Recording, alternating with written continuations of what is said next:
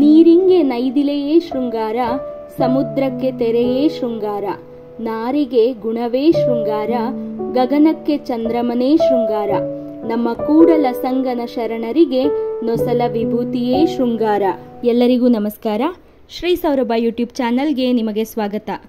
ವಿಶ್ವಗುರು ಅಂತಾನೆ ಹೆಸರುವಾಸಿಯಾದಂಥ ಬಸವಣ್ಣನವರ ಬಗ್ಗೆ ಅವರ ಜನ್ಮದಿನದಂದು ನಾವು ಒಂದಿಷ್ಟು ವಿಚಾರಗಳನ್ನು ತಿಳ್ಕೊಳ್ಳೋಣ. ಇಂಗಳೇಶ್ವರ ಬಾಗೇವಾಡಿಯಲ್ಲಿ ಶೈವ ಬ್ರಾಹ್ಮಣ ದಂಪತಿಗಳಾದ ಮಾದರಸ ಮತ್ತು ಮಾದಲಾಂಬಿಕೆಯರ ಮಗನಾಗಿ ಆನಂದನಾಮ ಸಂವತ್ಸರದ ವೈಶಾಖ ಮಾಸದ ಅಕ್ಷಯ ತೃತೀಯದಂದು ರೋಹಿಣಿ ನಕ್ಷತ್ರದಲ್ಲಿ ಬಸವಣ್ಣನವರು ಜನಿಸ್ತಾರೆ.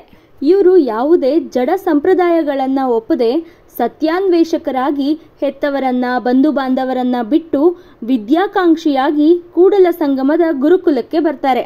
ಶಾಸ್ತ್ರಾಧ್ಯಯನ ಯೋಗಾಭ್ಯಾಸಗಳಲ್ಲಿ ಬಾಲ್ಯವನ್ನ ಕಳೀತಾರೆ.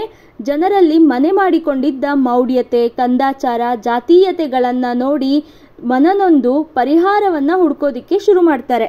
ಒಂದು ದಿನ ಪರಮಾತ್ಮನ ಅನುಗ್ರಹ ಆದಾಗ ಬ್ರಹ್ಮ ವಿಷ್ಣು ಮಹೇಶ್ವರ ಅನ್ನುವಂತಹ ತ್ರಿಮೂರ್ತಿಗಳನ್ನು ಮೀರಿದ ಸೃಷ್ಟಿಕರ್ತನೇ ಶ್ರೇಷ್ಠ ಅಂತ ನಂಬಿಕೊಂಡು ಆ ದೇವನನ್ನ ಲಿಂಗದೇವ ಅಂತ ಕರೀತಾರೆ.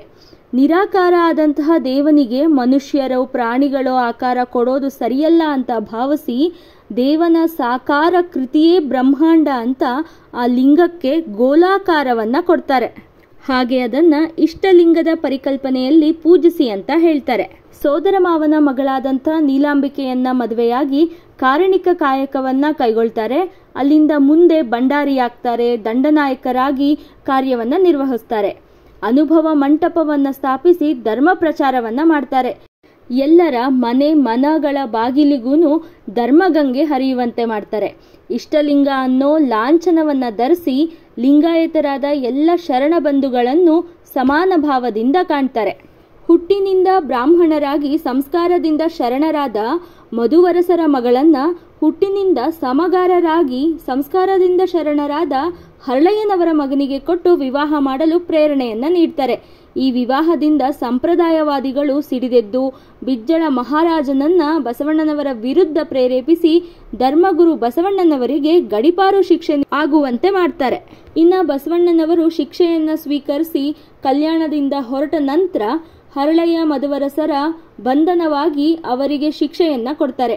ಜಾತಿವಾದಿಗಳು ವಚನ ಸಾಹಿತ್ಯವನ್ನ ನಾಶ ಮಾಡಬೇಕು ಅಂತ ಸಿದ್ಧರಾದಾಗ ವೀರಮಾತೆ ಅಕ್ಕನಾಗಲಾಂಬಿಕೆ, ಚಿನ್ಮಯಜ್ಞಾನಿ ಚನ್ನಬಸವಣ್ಣ, ವೀರಗಣಾಚಾರಿ, ಮಡಿವಾಳ ಮಾಚಯ್ಯ ಎಲ್ಲರೂ ಸೇರಿ ಹೋರಾಡಿ ವಚನವಾಗ್ಮಿಯ ನಿಧಿಯನ್ನ ಉಳಿಸ್ಕೊಡ್ತಾರೆ.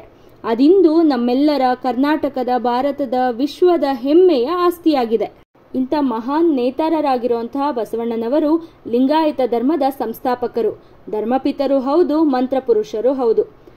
62 ವರ್ಷ 3 ತಿಂಗಳು 2 ದಿನಗಳ ಕಾಲ ಬಾಳಿದ ಬಸವಣ್ಣನವರು ನಳನಾಮ ಸಂವತ್ಸರದ ಶ್ರಾವಣ ಶುದ್ಧ ಪಂಚಮಿಯ ದಿನ ಕೂಡಲ ಸಂಗಮಕ್ಕೆ ಮರಳಿ ಅಲ್ಲೇ ಕರ್ಪೂರದಂತೆ ಲಿಂಗೈಕ್ಯರಾಗ್ತಾರೆ. ಅವರ ಸಮಾಧಿಯನ್ನ ಕರ್ನಾಟಕ ಸರ್ಕಾರ ಬಸವಸಾಗರ ಹಿನ್ನೀರಿನಲ್ಲಿ ಮುಳುಗದೇ ಇರುವಂತೆ ರಕ್ಷಿಸಿ ಇಟ್ಟಿದ್ದಾರೆ.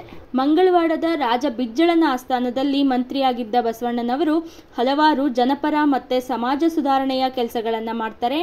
ಕಾಯಕವೇ ಕೈಲಾಸ ಅಂತ ಸಾರಿ ಹೇಳಿ ಜನರನ್ನ ದುಡಿದು ಬದುಕೋ ಪಥದಲ್ಲಿ ಮುನ್ನಡೆಸ್ತಾರೆ. ಜಾತಿ ಭೇದ, ಲಿಂಗಭೇದ, ಭಾಷೆ ಭೇದವನ್ನ ಮಾಡದೆ ಶರಣ ತತ್ವದಲ್ಲಿ, ಸಮಾನತೆಯಲ್ಲಿ ಮತ್ತೆ ಕಾಯಕ ನಿಷ್ಠೆಯಲ್ಲಿ ನಂಬಿಕೆ ಇರೋರೇ ನಿಜವಾದ ಶಿವಶರಣರು ಅಂತ ಕರೀತಾರೆ. ಇನ್ನ ಬಸವಣ್ಣನವರಿಗೆ ಜಗಜ್ಯೋತಿ ಬಸವೇಶ್ವರ, ಕ್ರಾಂತಿಯೋಗಿ ಬಸವಣ್ಣ, ಭಕ್ತಿ ಭಂಡಾರಿ ಬಸವಣ್ಣ, ಮಹಾ ಮಾನವತಾವಾದಿ ಅಂತೆಲ್ಲ ಬಿರುದುಗಳನ್ನ ಕೊಟ್ಟಿದ್ದಾರೆ. ಇದಲ್ಲದೆ ಕರ್ನಾಟಕದ ಮಾರ್ಟಿನ್ ಲೂಥರ್ ಅಂತ ಸಹ ಕರೀತಾರೆ. ಇನ್ನು ಇದು ಬಸವಣ್ಣನವರ ಒಂದು ಕಿರು ಪರಿಚಯ. ಈ ವಿಡಿಯೋ ನಿಮಗೆ ಇಷ್ಟ ಆದರೆ ಲೈಕ್ ಮಾಡಿ, ಆಪ್ತರೊಂದಿಗೆ ಶೇರ್ ಮಾಡಿ, ನಿಮ್ಮ ಅನಿಸಿಕೆ ಅಭಿಪ್ರಾಯಗಳನ್ನು ಕಮೆಂಟ್ ಮೂಲಕ ನಮಗೆ ತಿಳಿಸಿ. ಇನ್ನು ನಮ್ಮ ಚಾನಲ್ನ ಸಬ್ಸ್ಕ್ರೈಬ್ ಮಾಡ್ಕೊಂಡಿಲ್ಲ ಅಂತಾದರೆ ದಯವಿಟ್ಟು ಸಬ್ಸ್ಕ್ರೈಬ್ ಮಾಡ್ಕೊಳ್ಳಿ. ಮುಂದಿನ ವಿಡಿಯೋದೊಂದಿಗೆ ಮತ್ತೆ ಸಿಗ್ತೀವಿ. ಎಲ್ಲರಿಗೂ ಒಳ್ಳೆಯದಾಗಲಿ. ಹರ ಹರ ಮಹಾದೇವ.